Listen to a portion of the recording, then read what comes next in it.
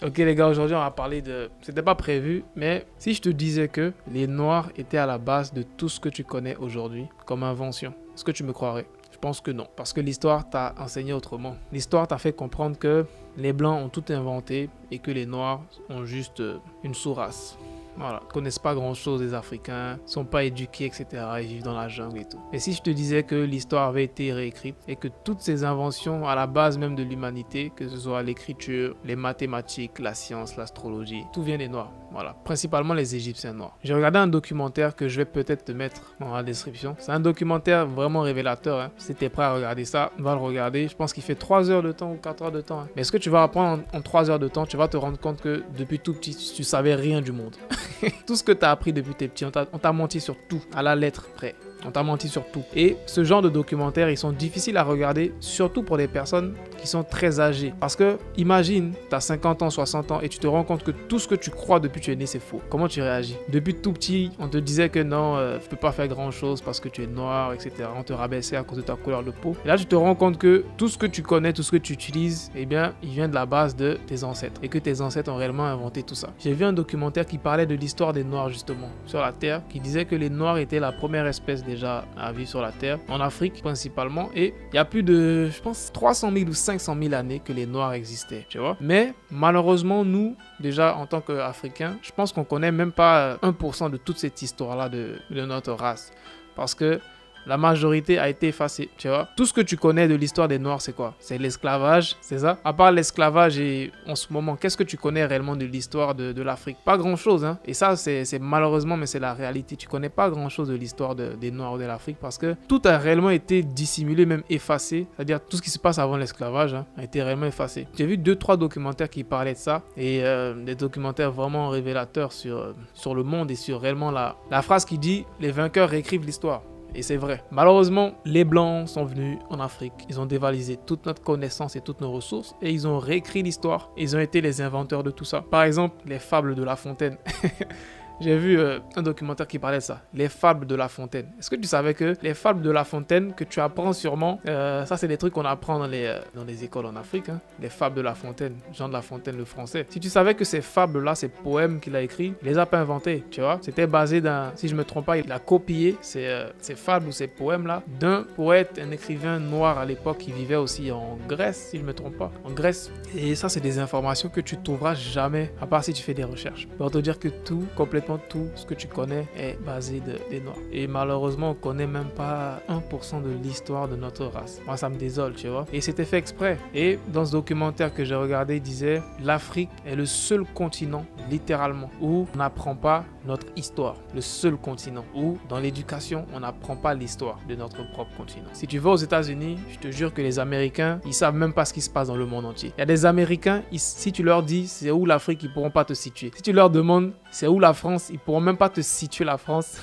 sur une map parce que ils sont réellement centriques sur leur histoire. Les Américains enseignent leur histoire. Seulement leur histoire. Les Chinois enseignent leur histoire. Les Français enseignent leur histoire. Les Russes enseignent leur histoire. Les Japonais enseignent leur histoire. Les Africains connaissent pas leur histoire. C'est fait exprès dans le documentaire que j'ai vu qui disait aussi que l'Afrique est le seul continent où l'éducation nationale est contrôlée par des institutions étrangères, notamment la France. C'est la France qui décide qu'est-ce qu'on va apprendre dans les écoles en Afrique. C'est le seul continent où on fait ça. C'est la France qui décide qu'est-ce que les gens vont apprendre en Afrique. Ils vont apprendre l'histoire de la France, ils vont rien apprendre sur l'Afrique et pendant des générations seront des aliénés, des populations qui ne savent pas du tout d'où ils viennent, connaissent pas leurs origines et malheureusement si tu sais pas d'où tu viens tu n'iras pas bien loin. C'est pour ça que l'Afrique ne va pas bien loin depuis un bon moment, depuis je sais pas combien d'années. Bref, tu vois, et moi personnellement c'est des informations que j'ai découvert il y a peut-être 1 an. Lorsque j'ai découvert tout ça, ça m'a pris du temps pour le process. Je me suis assis pendant des jours à juste réfléchir sur tout ça et me dire en vrai de vrai tout ce que j'ai appris à l'école c'est probablement que des mensonges, hein. L'histoire que j'ai appris à l'école, Christophe Colomb a découvert l'Amérique, n'importe quoi.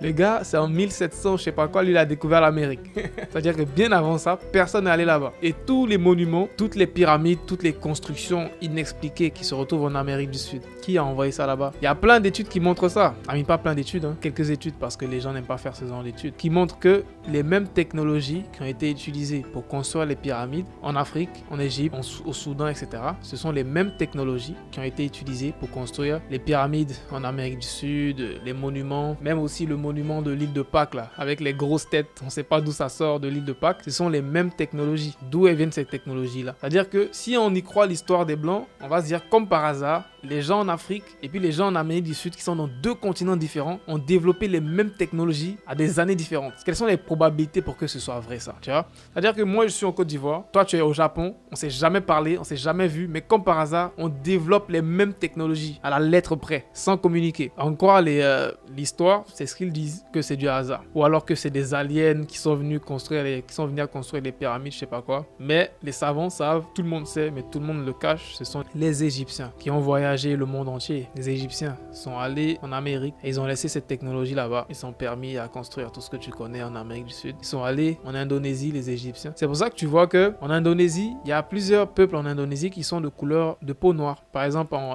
l'île de la Papouasie de la Nouvelle-Guinée, c'est principalement des Noirs qui sont quittés ou les Noirs. Et là, on veut nous dire que c'est Christophe Colomb qui est le premier à avoir voyagé dans le monde. Les Noirs étaient les premiers à voyager dans le monde entier. Ils sont partis partout. Ils ont voyagé tout le monde entier. Et les Égyptiens, donc les Noirs égyptiens, ils ont laissé des traces de leur passage partout dans le monde. Parce que peut-être qu'ils se disaient que sûrement quand ils vont mourir, il faut qu'il y ait des traces. Comme ça, on ne pourra pas nier. Malgré qu'il y a des traces, on essaie de nier. En Indonésie, il y a des pyramides. Et sur les pyramides, tu vois qu'il y a les hiéroglyphes ou je sais pas quoi. Il y a des inscriptions. Il y avait des inscriptions. Les Égyptiens, ils aimaient bien faire ça. C'est-à-dire que leur manière de communiquer, c'était avec des dessins. Soit ils dessinaient leur visage ou les visages de leurs empereurs ou je sais pas quoi. Et les visages retrouvés, bien évidemment, sur les dessins de ces pyramides, ce sont des visages à morphologie noire. Quand tu regardes la forme du visage, tu sais que c'est un noir. Pas besoin de te dire. Il a un gros nez, il a des grosses lèvres. Ça, c'est un visage de noir. Et ça, c'est les premiers Égyptiens, bien évidemment. Les Égyptiens noirs. J'ai précisé parce qu'il y a eu plusieurs générations d'Égyptiens. Les Égyptiens après l'invasion des Arabes, c'est les Égyptiens qu'on connaît aujourd'hui. Les Égyptiens qui ont la peau, un peu arabe. Ça, c'est les Égyptiens récents. Mais les Égyptiens, bien avant l'invasion des Arabes, c'était des Noirs. Avant l'invasion des Arabes et de l'islam et tout ce qui a suivi après. Mais c'était bel et bien des Renois, des gros Renois. Même si tu vas sur Google, c'est un cours d'histoire que je te fais. Je ne sais même pas si la vidéo va sortir. Mais c'est un petit cours d'histoire. Voilà. Si tu vas sur Google, tu écris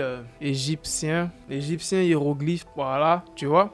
Quand tu regardes les hiéroglyphes des Égyptiens, c'est tellement logique. Ils étaient de couleur de peau noire. Eux-mêmes, ils se sont dessinés avec la couleur de peau noire. Qu'est-ce que ça signifie? Ça signifie quoi? Et il y en a qui disent que non, les Noirs en Égypte, c'était des esclaves. Lol, c'était des esclaves. Est-ce que certains disent que les Noirs qui étaient en Égypte étaient des esclaves? On va pas forcément rentrer dans des débats de conspiration, mais des sujets que j'aime bien aborder parce que c'est important de chercher la connaissance, les gars. C'est pas forcément le sujet de notre chaîne. Moi, je parle très souvent de business, mais c'est important de rechercher la connaissance et la vraie connaissance. Parce qu'après, les vainqueurs écrivent l'histoire. L'histoire qu'on connaît en ce moment, c'est pas forcément l'histoire qui est la vraie. Et moi, honnêtement, ce que j'aimerais, c'est que plus de personnes, du moins plus d'Africains, plus de jeunes Africains connaissent cette partie de l'histoire qui a été éradiquée, supprimée. Cette partie de l'histoire qui montrait réellement que l'Afrique est le berceau, le vrai berceau de l'humanité, que les Africains sont réellement beaucoup plus puissants et intelligents qu'on le pense. Et c'est le genre de découverte qui pourrait réellement renforcer ton état d'esprit. Moi, aujourd'hui, quand je vois malheureusement plein de jeunes Africains qui savent pas ce qu'ils vont faire de leur vie, ils sont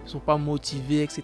Ils n'ont pas de motivation pour même reprendre leur vie en main. Je me dis, si tu connaissais l'histoire de tes ancêtres, si tu savais comment tes ancêtres étaient puissants avant et qu'aujourd'hui, cette puissance a été réduite à néant, cette histoire, ces centaines de milliers d'années d'histoire a été réduite à néant, je pense que si tu savais ça, ce gros crime-là, ça suffirait pour te motiver toute une vie. Voilà. On n'aura pas besoin de venir te motiver pour travailler, pour changer ta vie. Rien que tu penses à ça, tu te dis, j'avais cette partie de mon histoire que je connaissais pas. Je viens d'une lignée de personnes très intelligentes, très puissantes, qui ont réellement compris les lois de la nature. Et un truc qui me fascine aussi, par rapport à l'histoire où on dit non, Pythagore a créé ci, Thalès a créé ça, etc.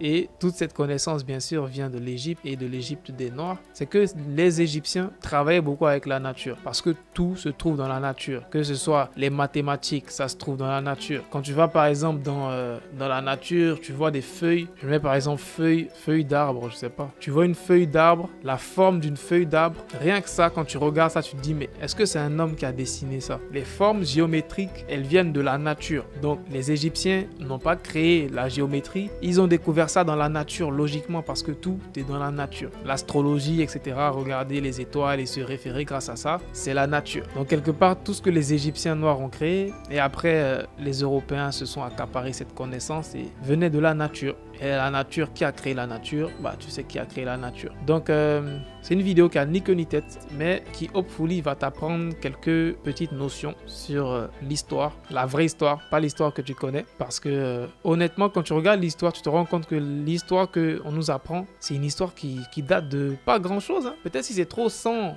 200 ans ou un peu plus, tu vois. Alors qu'il y avait beaucoup plus de milliers d'années d'histoire bien avant tout ça. Et on nous fait croire que c'est pas aussi important que ça. Waouh! Des centaines de milliers d'années d'histoire. Bref, abonne-toi.